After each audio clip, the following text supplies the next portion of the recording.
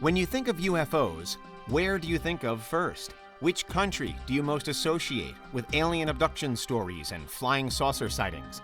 For most, there's only one answer: America. But while it's true that the USA has hosted a great number of these mysteries in the past, there have been other sightings too, from across the world map. Welcome to Watch Mojo, and today we're exploring 4 extraordinary alien and UFO encounters that didn't happen in America. Ever since the Roswell incident in 1947, America has been the location of choice for many and most UFOs, making the US a hotbed for alien hunters and enthusiasts. But actually, ufology isn't only an American thing. And in this video, we're taking a closer look at 4 more close encounters that didn't take place in the States. The first takes us to South America and Brazil. For a long time, the alleged abduction of one Antonio Villas-Boas in 1957 was probably the most famous alien story to come out of the country. To recap, if you haven't heard it before, Villas-Boas' account involved him being taken to an alien ship, inside which he met, had relations with, and impregnated a tall humanoid female extraterrestrial.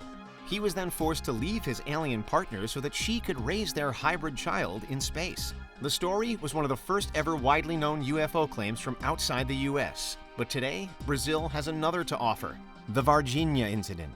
This time, rather than just one man's testimony, the cries of alien come from multiple sources. The incident unfolded in 1996, when at first a mysterious creature was reportedly sighted by 3 people. It was said to be around 5 feet tall, with the archetypally large alien head and thin alien body. Its eyes, it was claimed, were bright red. Less than a week later, and another similar creature was allegedly found elsewhere in the city, and then another was spotted at the local zoo. By the time local farmers reported seeing a UFO hovering over their fields and distressing their cows, there was a real feeling that the area really had become a site for genuine alien contact. Interestingly, the official explanations for the sightings given by the government and the military never really explained much at all. There was a vague suggestion that the 3 people who saw the first alleged alien were simply mistaken, and there were various denials when rumors emerged that the army had been drafted in to deal with the sightings that followed. But not much else. All of which means that Varginha is now something of a place of pilgrimage for alien seekers, with various monuments in the area celebrating its UFO links. Not every alien hotspot is quite so eager to draw attention to itself, though. Next, we head to Lake Baikal in Siberia in Russia. Here, the claims of UFO activity date back decades to the height of the Cold War. But one case in particular refuses to go away. It surrounds a Russian diving mission that took place in 1982 and saw 7 divers descend below the surface of Baikal, but only 4 of them returned alive. So what happened? Well, whilst exploring, the group reportedly came across a pod of underwater alien creatures. The creatures were again said to be humanoid, but around 9 or 10 feet tall and with a silver, shimmery gleam to their bodies. They were also seemingly breathing without oxygen tanks. The encounter took a turn for the worse, though, when some of the divers moved toward the apparent aliens, which prompted them all to be suddenly, inexplicably, pushed back to the surface of the lake.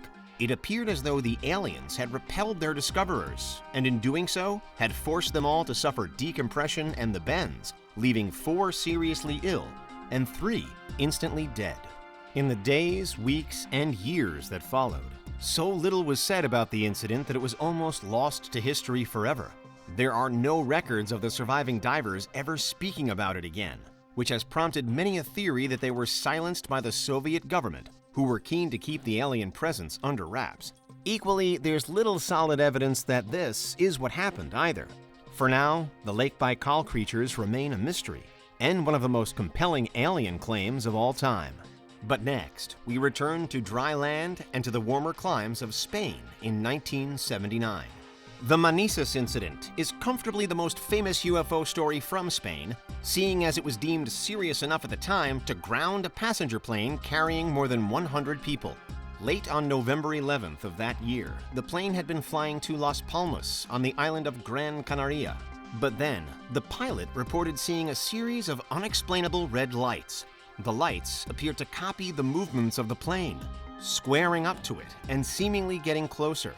Fearing a mid-air crash, the plane's pilot changed course and altitude multiple times, but the lights continued to follow. until he was forced to emergency land at Manus Airport on the mainland. Only then did the lights disappear. Never before had a passenger plane been forced into an emergency landing thanks to a UFO. This was a global first, and so a jet from the Spanish Air Force was quickly sent up to investigate the unprecedented situation. Any cynics on the ground might have expected the Air Force to report no further findings, but what actually happened was the Spanish military racing through the air, trying to make contact with an unidentified cone-shaped object.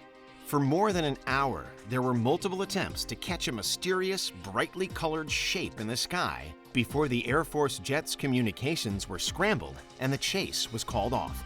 To this day, no one knows what really happened that night, but whatever it was, it caused genuine panic over the Mediterranean Sea. And panic is a word we could also use in describing our final non-US UFO case today.